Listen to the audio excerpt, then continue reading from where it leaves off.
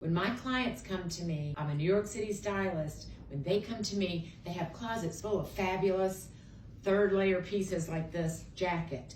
But they say, I don't know how, I never wear it because I don't know how to put it together. Enter the core wardrobe. If you had a core wardrobe, you would know you can put this all from your core wardrobe for different events, for dressing it up, for wearing it in a more casual way with a t-shirt and a jean. In the cooler months, you have a black turtleneck. You might have a cream turtleneck, a sleeveless turtleneck.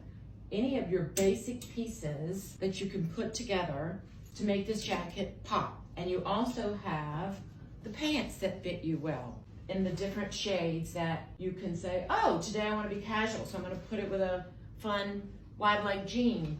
I'm going to put it with a dressier black pant like the one I'm wearing today, and a black silk cami and some dressier earrings and a pump, and that's a nighttime look. So without all of these basic pieces that fit your body type, you'll never be able to get dressed. But once you have them, it's a snap.